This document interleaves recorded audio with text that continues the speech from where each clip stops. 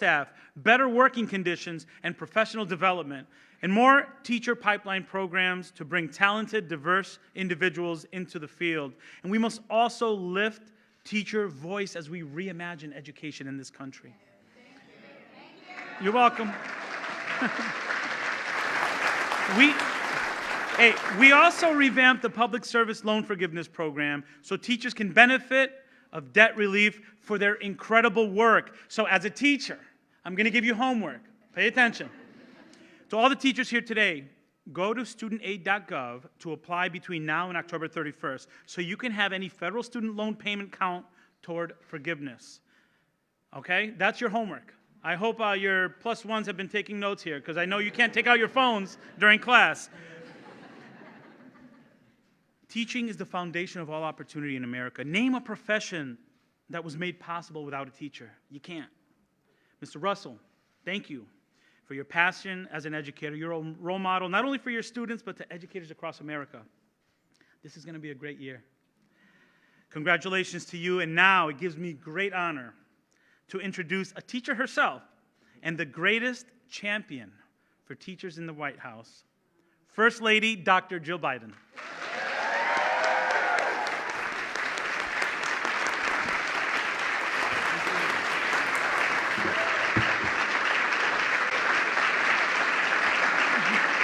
Thank you. Thank you very much. Thank you. Thank you, Secretary Cardona. And welcome to the White House. As I was reading through your stories, I was so impressed by the innovation and creativity that all of you bring to your classrooms every day. Kurt Russell, our National Teacher of the Year, helps students find a sense of self-worth by dressing for success. Autumn Rivera from Colorado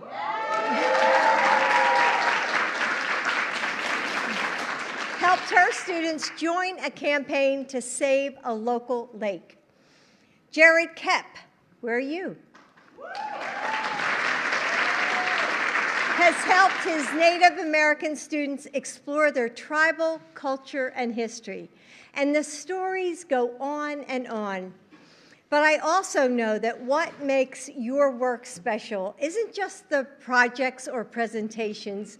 It's not the curriculum or the classroom tactics. It's that smile that tells students that they don't have to be afraid to say an answer out loud. It's the calm in your voice that can still the wild horses running through their hearts. It's the way that you know that sometimes I'm fine means everything is wrong. It's how they know that you're telling the truth when you say, it's okay, we're going to figure this out together. What makes your work so special is you, the love and the joy that you bring to it. The empathy and the understanding, the sheer power of your presence. You do this work because it's a part of who you are, because you have a calling, and you're not alone. Somewhere listening is a college student who grew up teaching her younger brothers and sisters and knows that she has a gift. A young man who took an education class and something just clicked for the first time. There's an artist who wants to spread the joy of creating something out of nothing. They have a calling too, to show students an entirely new world in science or history or art, to guide them through uncharted paths, to change someone's life forever, in big red letter moments and small acts of kindness.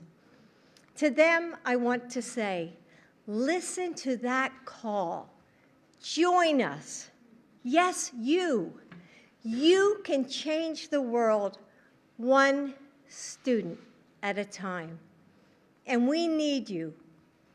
We need more teachers.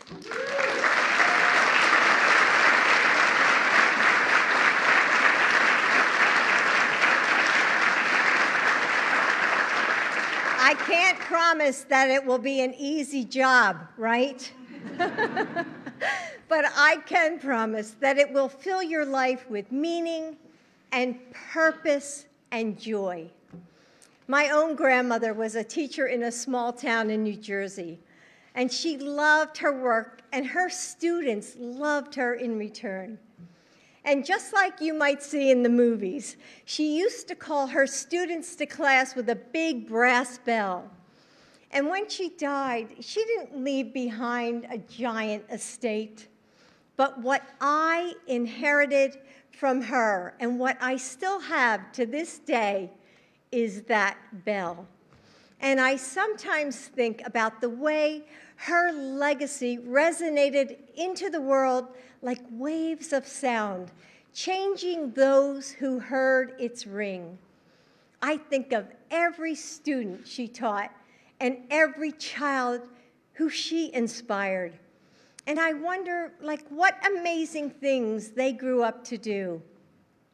Perhaps they are public servants working to make our communities a little stronger, a little fairer. Perhaps they are doctors saving lives, or architects building our cities, or scientists working to solve global challenges. And of course, there's at least one teacher. Today, all of you ring your own bell, pulling each person you teach into a harmony that never ends. Right now, someone out there is a better thinker because of you. Someone is standing a little taller because you helped her find the confidence that she needed. Someone is working a little harder because you pushed him to try. Someone is a little kinder because you showed her what that meant. And someone is braver because you helped him find his courage. Never stop ringing that bell. Never forget that student by student, the lives, now I'm getting emotional, the lives you change go on to change the world. Thank you, thank you, thank you.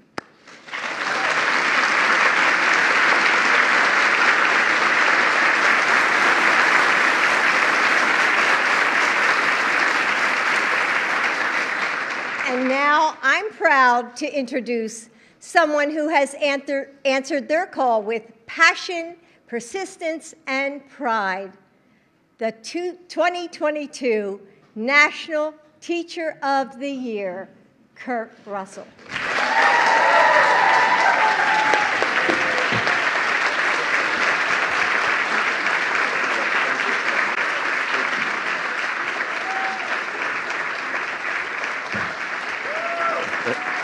Thank you so much. Thank you. Thank you. Thank you so much. Wow, wow. Thank you, thank you, thank you. Thank you so much. It's just an honor and a pleasure to be here. President Biden, thank you for your belief and tireless effort in education. Appreciate it. Thank you, Dr. Biden, for your strong leadership and your advocacy towards education, for a more equitable education as well. Secretary Cardona, thank you for your effort and your service and your leadership. To my Ohio delegate, thank you so much. Ms. Angela Dickey, my state coordinator, Mr. Brent Betts, my principal, my superintendent, Mr. Dr. David Hall, forgive me, and my state superintendent as well, Dr. Stephanie Siddons. So thank you as well.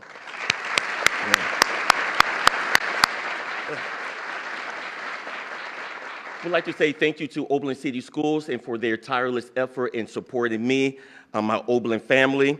A special and most important thank you to my beautiful wife, Donna, who is here. And my two sons, KJ, Kurt Jr., we call him KJ, and Corey, and to my mother and my in-laws as well. So it's just a pleasure to be here with you. A special thank you to the most distinguished, talented, amazing group of educators assembled in one place, the 2022 State Teachers of the Year. Allow me to give you a hand.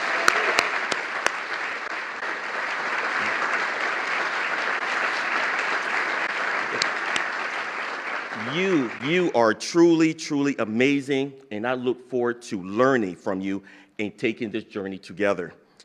When I look at you, I see your desire to improve the lives of your students. I am humbled and honored to represent you along with the thousands of hardworking educators throughout this nation who believe in a rich, fulfilling education for all students. Especially during this past 2 years, I have personally witnessed teachers pour into their students unwavering kindness, love, and hope. Being here today makes me think of my colleague and good friend, Geeta, who has touched countless children's lives with her caring approach to teaching. Each day, she gives her time in investing in every child that crosses her path by giving out hugs to students who are having a difficult time, or even something simple as a granola bar to students who are hungry. Geeta epitomizes what great teaching is: cheering, rooting, and being invested in the wholeness of the child.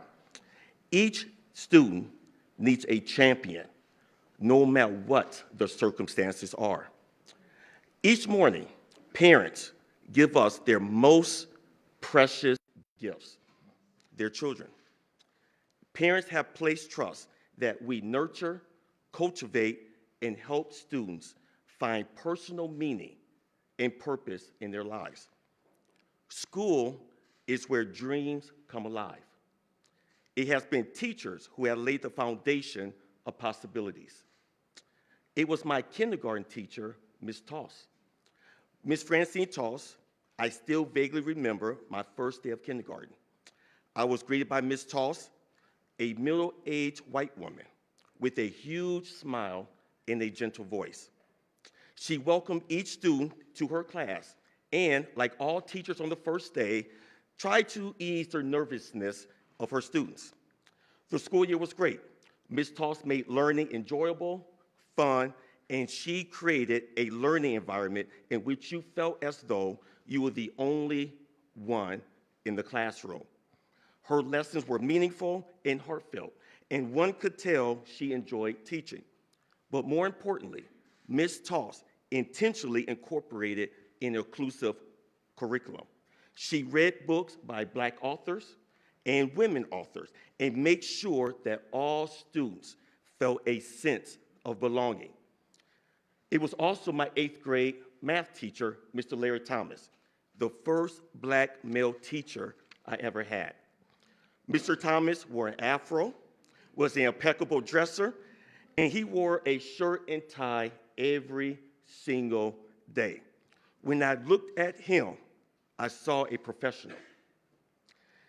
This provided me with an attainable goal of becoming a teacher.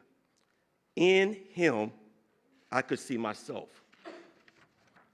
As I reflect on the lessons that I learned from Ms. Toss and Mr. Thomas, I realized that teaching has to be learner-centered.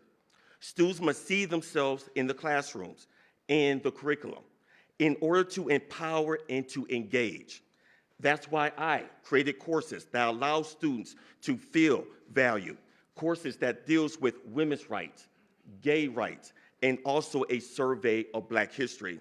It's important that my students see themselves as I see them, with unlimited potential and full of gifts.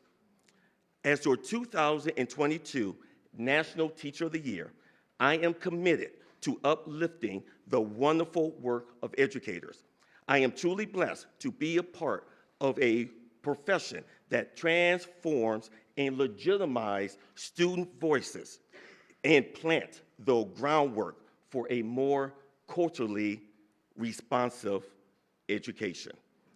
Thank you so much.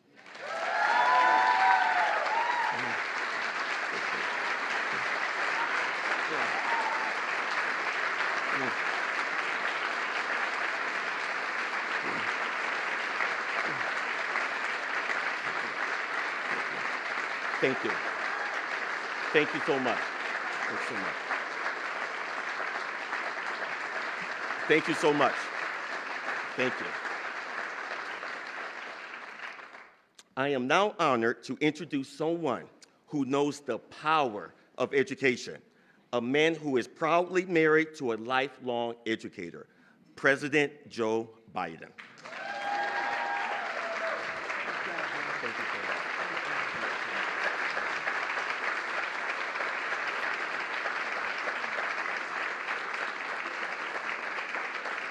Thank you. Thank you, Kurt. Thank you, thank you, thank you. Secretary Cardona, thank you. And I want to thank Jill. Jill is the nation's first lady to work full-time as a professor, as a teacher. She taught high school, and she teaches at community college for a long time now. We made a deal that she's so good. Teaching is not what Jill does, it's who she is, like most of you, who you are, what you believe. And so when we got elected to the presidency, and as vice president as well, I suggested, and she agreed fully, that she should continue to teach. And people said, what? Well, she teaches 14 credits a semester, community college, full-time, and she does her job.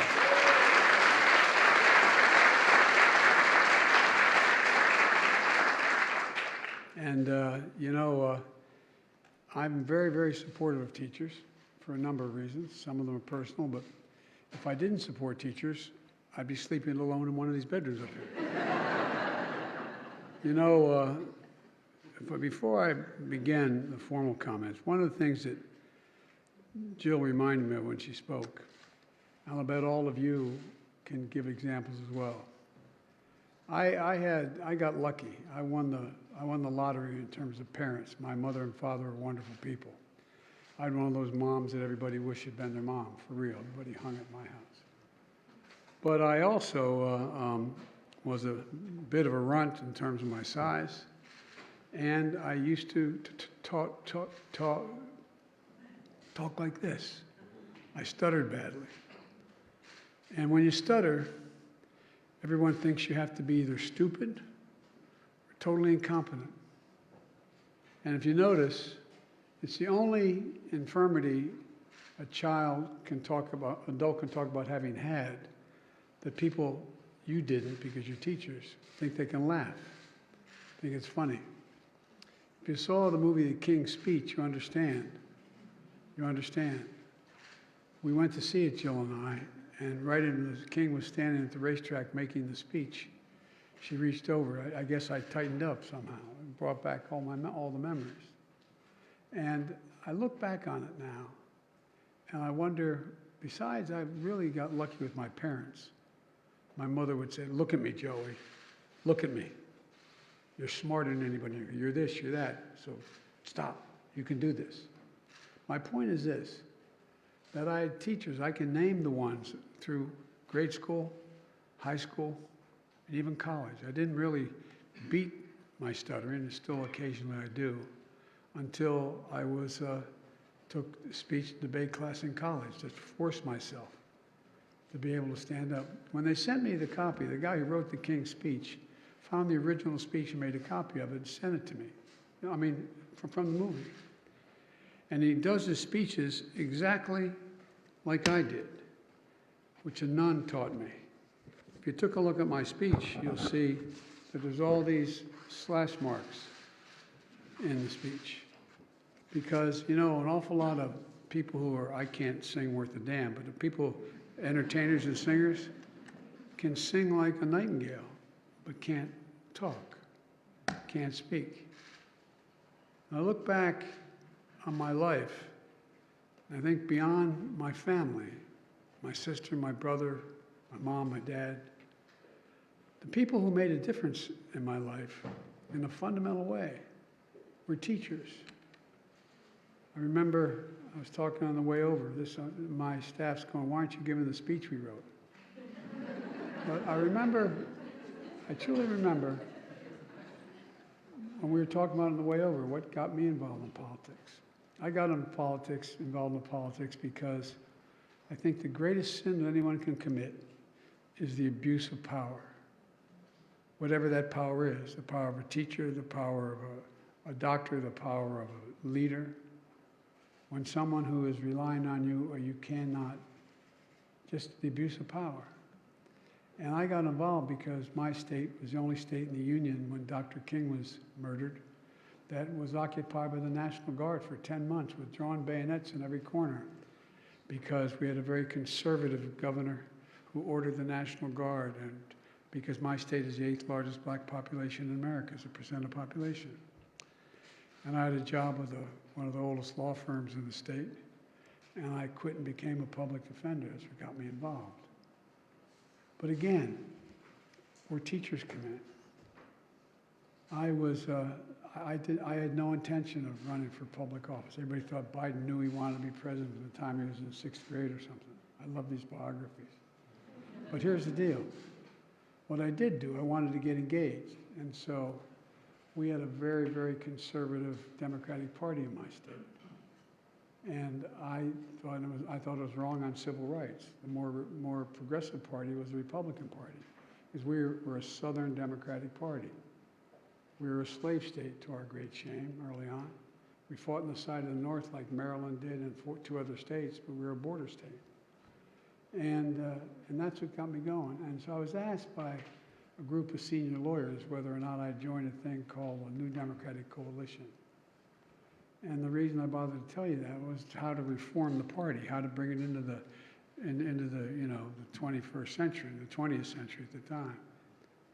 And one day, after being asked to see if I could help recruit someone to run for the United States Senate against a very popular Republican senator, a group of senators, a former senator, a former congressman, 2 former governors came to me and said, "We want you to run." And I wasn't even old enough. I was 29 years old. And I thought, this is crazy. But I remember going home from that convention, and the first stop I made was to speak to a professor named Dr. Ingersoll, who was one of those professors who was my philosophy professor in political science. And I stopped him, and I told him what was going on. And he looked at me, and I'll never forget what he said. He said, "You should do it." I said, I can't do that. I never even knew anybody who was in the Senate. And he looked at me, he said, "Remember what Plato said?" I'll paraphrase it, he said. "The penalty good people pay for not being involved in politics is being governed by people worse than themselves." But my generic point is this. He gave me the confidence as a 29-year-old kid with no money to run. He gave me the confidence. Just like the nun would tell me, Joey, you can do this. They gave me the confidence. And I think about it. You're going to think about 20 years from now, how did you end up standing on the podium in the White House? No, you didn't ever expect that. I wonder how I got here. I got here because of my parents and my teachers. And so, folks, you know, that idea is exemplified by the National Teacher of the Year.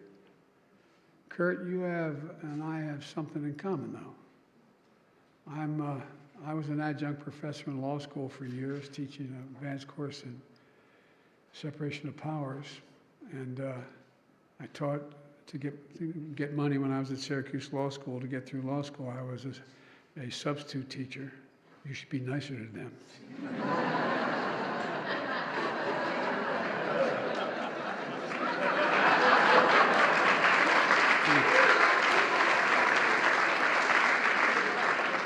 that's not what Kurt and I have in common. What we have in common is we both married women who are smarter than we are. This is an assistant dean at Oberlin College, one of the finest colleges in the country.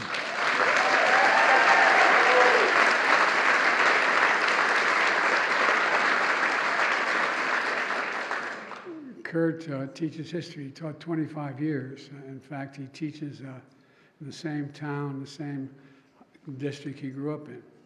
And by the way, when I left the vice presidency, I had a chance to do a number of things, but I became a professor at the University of Pennsylvania and presidential politics. And I enjoyed it, but it's hard. That's the other thing people don't realize. It's hard how much you prepare. I had a 3-credit course I taught in law school. I would literally I didn't want to do it during the week because I didn't want people to say I'm taking away from my job as a senator. So I did it on Saturdays at Delaware Law School. I would prepare, Jill will tell you, 3 to 4 hours before every class.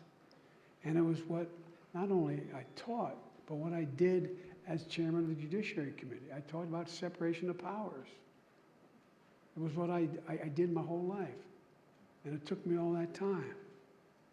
But the point is, it really mattered. I love what this guy said in his classroom about, he said his classroom, he said we listen to each other and respect people's opinion. Well, part of this is all about fundamentally teaching respect. While we might be in the opposite sides of hot topics, we're on the same side in terms of having respect for one another.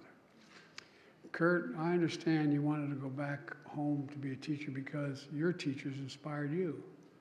I'll bet every one of you can name 1 or 2 teachers who fundamentally impacted your lives. Well, I think you paid it forward many times over, old buddy, and transforming the lives of your students in Oberlin, Ohio. Helping students see themselves in you. That's what happens, I think. And helping all your students not only learn history, but see that they have a role in shaping history. I mean, in a literal sense. And to the Delaware Teacher of the Year, where were you, Joshua? Where's my Delaware Teacher of the Year?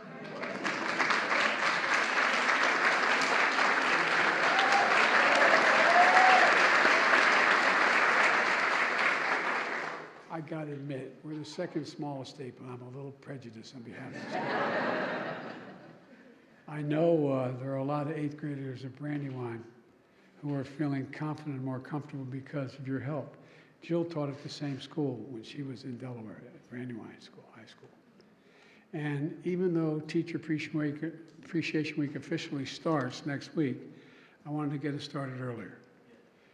It's an honor for me and the First Lady and Secretary Cardona to recognize the Teachers of the Year from 50 different states, and it really is something we look forward. I did a eulogy today for a brilliant woman, the former Secretary of State, and I sat in the front row with 2 other presidents who were also there to honor her.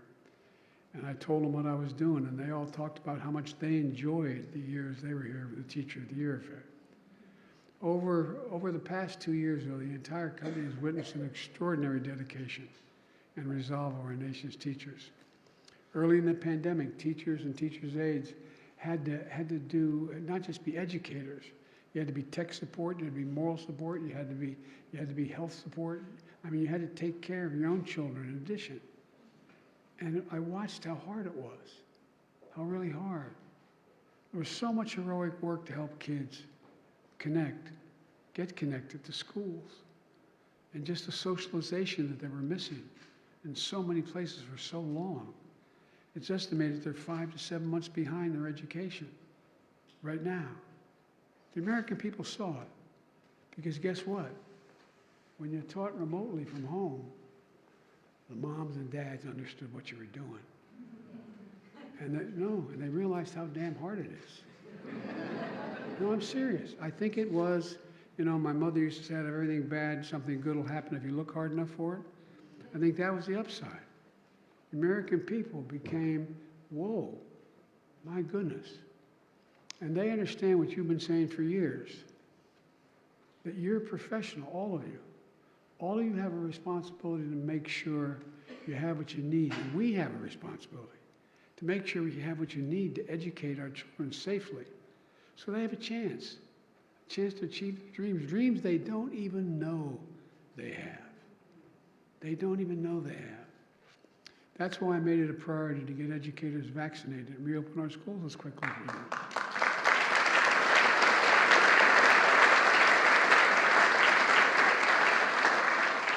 We made a historic commitment to our schools, $130 billion in the rescue plan. $130 billion. It helped us go from 50% of our schools being closed to 99% of our schools open and safe, better heating, air conditioning, ventilation systems, safer buildings. It isn't a thriving building until it comes alive, though, with teachers and students.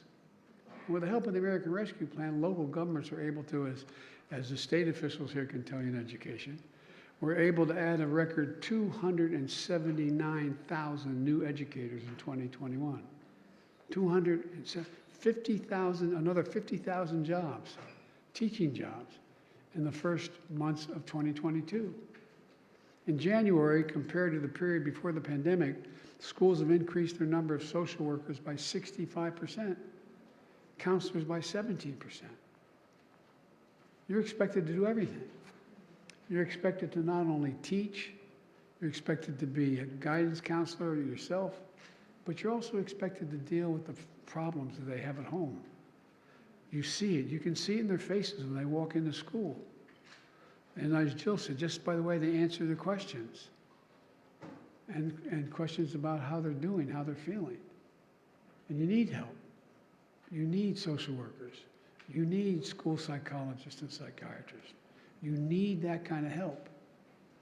And the American Rescue Plan funds are especially important now that we see the impact this pandemic exacted on our children. As I said, students have lost months of learning, and particularly reading and math. It's not just academic skills they've fallen behind on. Teachers are seeing young children struggle to interact in group settings, to manage conflict, to take turns. They got a lot of learning to make up. And we're doing everything we can to help you. And I want input from you as well, because we have a lot of teachers, we seek their input. Using the funds from the American Rescue Plan, schools are providing and expanding summer learning and tutoring programs to give students extra time and attention they need to catch up and develop those fundamental math and reading skills. You all know if you get far behind in first, second, third, fourth, fifth, sixth, seventh grade, it takes a lot of time to make up, and if you lose your confidence, it even gets harder. So I urge more states, counties, and cities and towns to use their American Rescue Plan funding, which is in the billions of dollars, to hire more teachers, more tutors, more critical personnel in our schools. Now we have an opportunity to make even more game-changing investments for educators, students, and families. We're in competition for leading the 21st century. Not a joke. That's where we are right now. You know, parenthetically, if you think about it, what was the reason why we led the world beginning around 1905, 6, and 7, and 8? Because we became the first nation in the world to have universal education of 1 through 12 for everybody, no matter what, without cost. Well, guess what? If we were sitting down today deciding we were going to set up an education system, raise your hand if any of you think 12 years is enough in the 21st century. Just 12 years. Things are moving too rapidly. They're changing exponentially. And as Jill said, any country that out-educates us is going to out-compete us. It's that basic. So we have to build a 21st century because the rest of the world isn't waiting. We have to build for it. One of the tough images of the pandemic was children sitting in their cars with their mother or dad or older brother or sister in a McDonald's parking lot because that's the only way they get on Wi-Fi to do their homework. This is the United States of America, for God's sake. The United States of America. We didn't know it before, we know now. High-speed internet is essential. That's why we're spending tens of billions of dollars to make sure that we have high-speed internet available to everyone, rural America, inner-city America, suburban America, throughout every single school district in America. That's part of the whole legislation we passed in terms of infrastructure. It's starting out, it's going to create millions of jobs as well, for real. But again, we got to get in the 21st century. We got to move. And the budget I propose supports schools, supports students, and supports you. To bridge the gap between under-resourced schools and their wealthier counterparts, we're proposing a $19 billion increase in Title I schools, and mostly historically neglected, underfunded schools in our nation. We got to let them catch up. That investment would more than double the current funding of Title I schools. And also proposing the largest increase in special education funding in 2 decades. We made the promise, we've never fulfilled it. We've got to fulfill it. Going to add another $1 billion commitment with the goal of doubling the number of social workers, school counselors, and school nurses in K through 12. And by the way, thanks to the American Rescue Plan, we're making real progress toward that goal. And to support you, the educators, my budget includes $610 million increase teacher diversity, effectiveness, and retention. It's key.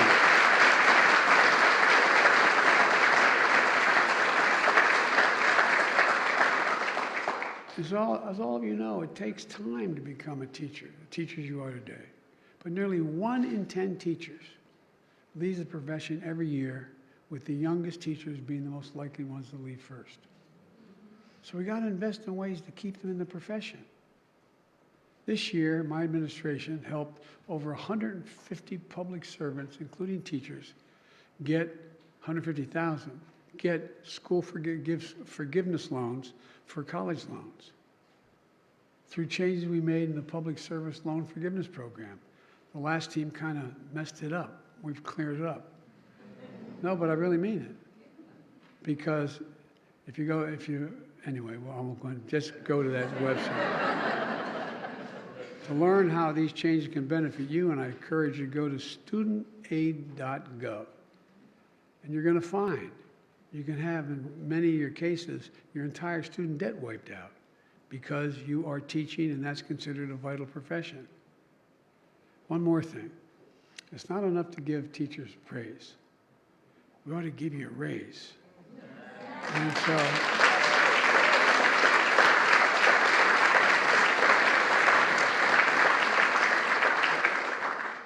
and I have to really listen to you, which I know Senator Cardona has been doing. And we should stand up for you. We should have your back. Teaching is one of the hardest jobs in this country, to be able to do it well. And one of the most important. Today, there are too many politicians trying to score political points, trying to ban books, even math books. I mean, did you ever think, even you younger teachers, did you ever think when you'd be teaching, you'd be worrying about book burnings and banning books? All because it doesn't fit somebody's political agenda. American teachers have dedicated their lives to teaching our children and lifting them up. We've got to stop making the target of the culture wars. That's where this is going. Let me close with this, because I know anything about teachers. I know that some of you are probably grading papers on the way here.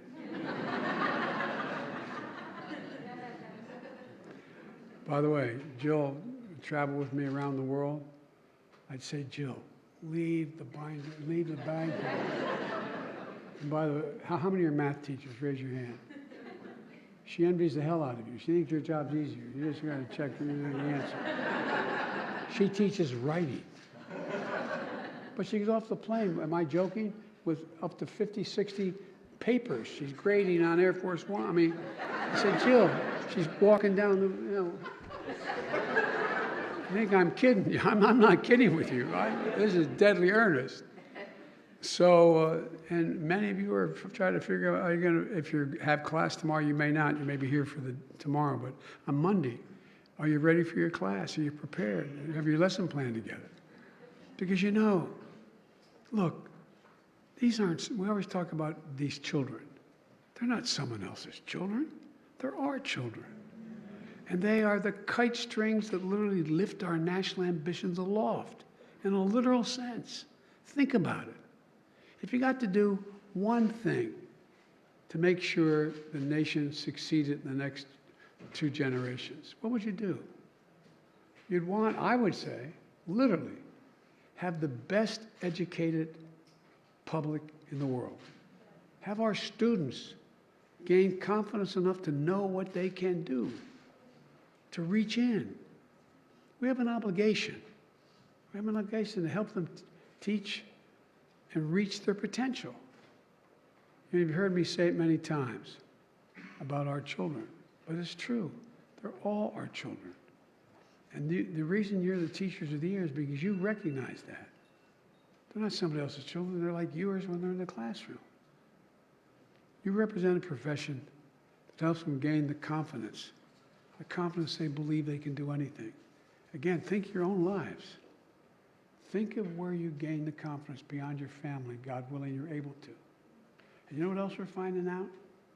We're having a big fight about it now, but I'm going to get it done eventually, or someone will. And that is that we've learned now, you all know, those who, if you are in the teaching profession, know that if you come from a broken home or a home with a single parent and maybe a drug problem or something, for a very poor home, you're going to end up hearing 1 million words, fewer words spoken by the time you get to first grade than from a kid coming from an average middle-class home. Not in different words, just words spoken, because they're not engaged in it. Also, we've learned that if, in fact, you have kids go to school at 3 years old and 4 years old and 5 years old, you increase exponentially by 57% the likelihood they will make it no matter what their background, all the way through 12 years of school and probably beyond. It matters. It matters. And for that and so much more that you do, you believe in these kids. And I know some of them are really difficult. I get it. But you believe in them. And you know when they know you believe in them, they believe in you. So thank you for what you do. You are, if I get to have one profession that's the best in the world, not a joke, it's you I want to be the best profession in the world. Because you affect what this country looks like, what it'll act like, what it'll be like, its success or failure, more than any other group of Americans, period. So thank you for what you do. Keep it going. And I promise you, Jill has your back and mine. Thank you very much.